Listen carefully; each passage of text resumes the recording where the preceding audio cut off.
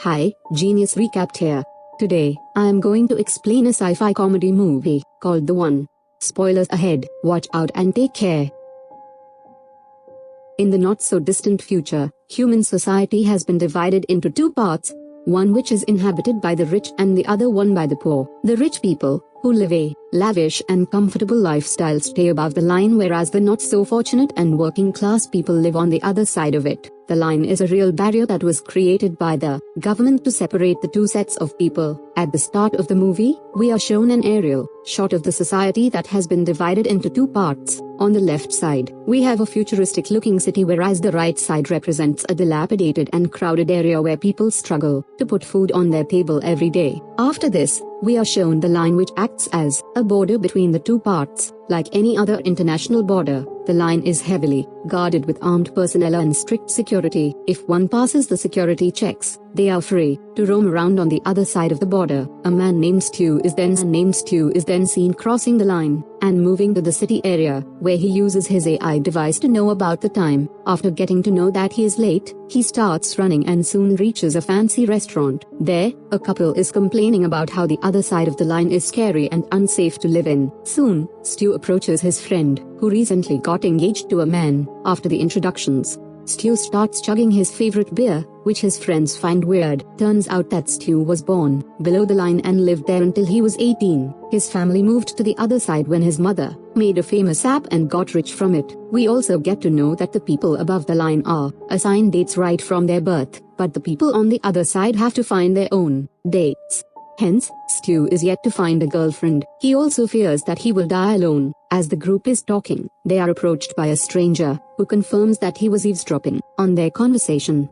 He then mentions a dating site called The One That's the One, which guarantees to find the perfect match for someone. In fact, he met his wife through the same site and has been living happily ever since. After this, the strange man opens his tablet and starts showing the company's advertisement. In the ad, a man gives a brief introduction to the company. He says that at Najari Labs, Dr. Najari uses a combination of specifically picked questions and DNA tests to provide the perfect partner, aka the one that's the one for an interested candidate. Following this, he starts dancing in a weird manner which is longer than the actual advertisement itself. In the next scene, Stu is at Najari Labs, where he is staring at the same creepy dance on the screen. Just then, he is approached by the same man, but when asked about the commercial, he responds that he has no idea of it. This confuses Stu, but he decides to ignore it. After this, Stu is taken inside the lab, where he is hooked onto some wires and prepped for interrogation. The man then explains the whole procedure. He mentions that he will ask Stu some questions while the device will extract and scan his DNA. The results of the two tests will provide the information to determine the one that's the one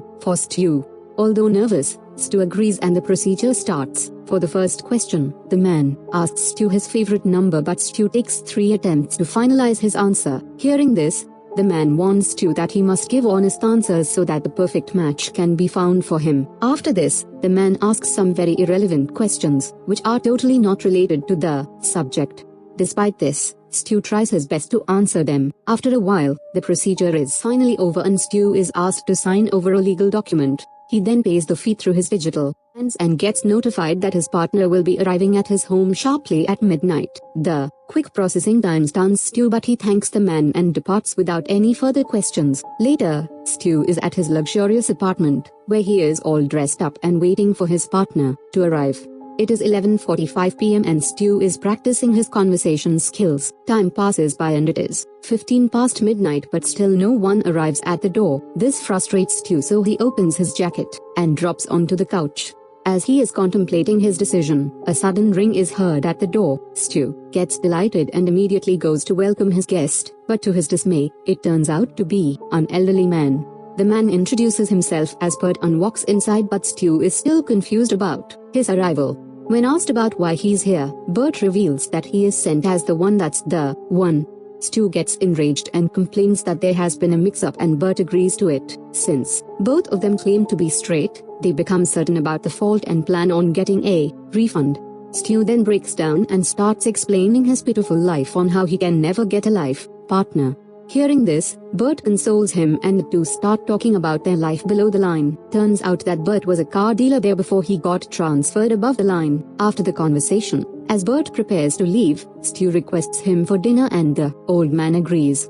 They then decide to go to Al's restaurant, which is situated below the line. Surprisingly, both the men love the place and are regular customers there. Later, they reach the line where they are thoroughly checked by a bunch of security personnel. After passing the checks, they head towards the restaurant and start conversing about their lives. Even the movies they watch are similar. Just then, the restaurant in charge, Al, comes to take their order and both of them reply at the same time, egg white omelette. Furthermore, both of them like the yolks friend and separate on the side. Here, we get to know that the men have a lot of uncanny similarities between them. After finishing their dinner, they greet each other and head in separate directions. The next day, Stu goes to Nejari Labs and starts calling out for the man.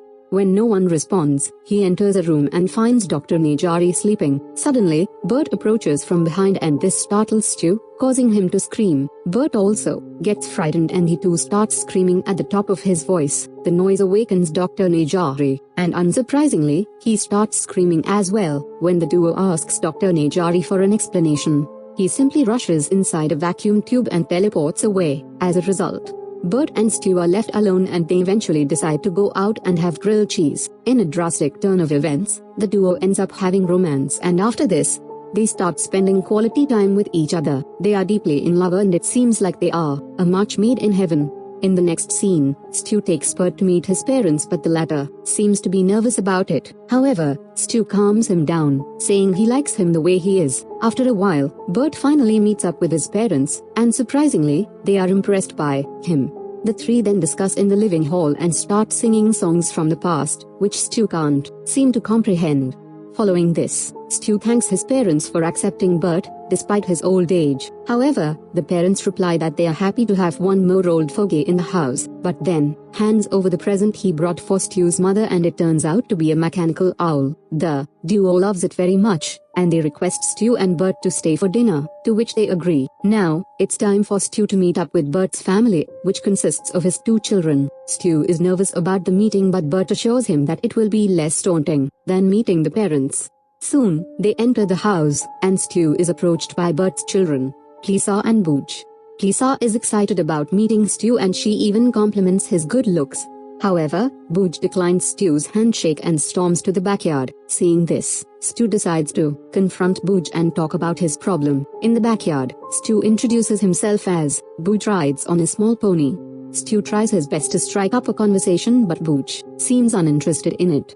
Hence, he picks up a safe ball and asks Booch to play with him. The latter hesitates at first but after a lot of convincing, he agrees. While they are playing, Booch starts opening up about his past and how he misses his deceased mother. Hearing this, Stu comes up with a motivational speech and eventually manages to win over Booch. In this way, both Stu's and Burt's families support their relationship. 6 months pass by and the couple are now married and living together in the same house. One night, while the couple is going on with their daily lives, someone suddenly rings their door. After opening the door, the same guy from the One That's the One commercial comes inside. However, he claims that he is a different person and is only a technician for Nejari Labs. The man then claims that he doesn't normally go house to house but in this instance, something special has occurred. He then reveals that when Dr. Nejari tallied the duo's data into his machine, he made this mistake. As a result, he declares that Burt and Stu are not each other's One That's the One. He then shows Stu's match, which turns out to be a beautiful girl, and also Burt's match, which, surprisingly is Al, from Al's diner. When the couple tries to dispute his claim, saying that they are married, Dr. Nejari suddenly approaches from behind and says that science cannot be disputed. He then states that there is much more at stake so the couple have to separate and live with their new partners. He also calls his bodyguards, who were standing in the other room the whole time. Left with no other choice, the couple eventually decide to separate and meet their new partners. Stu packs all his belongings, along with a photograph of him and Burt, and then departs the place. In the next scene, a distraught Stu wanders around the city. Later, he meets up with his new girlfriend. Stu wanders around the city. Later, he meets up with his new girlfriend, but she seems to dislike all his habits, including eating the eggs with the yolks left out. Later, while they are at the park, Stu puts some ice cream on her face, like Burt did to him, but this annoys her. Here, Stu realizes that he is simply wasting his time, so he runs to stop Burt, who is about to leave the city.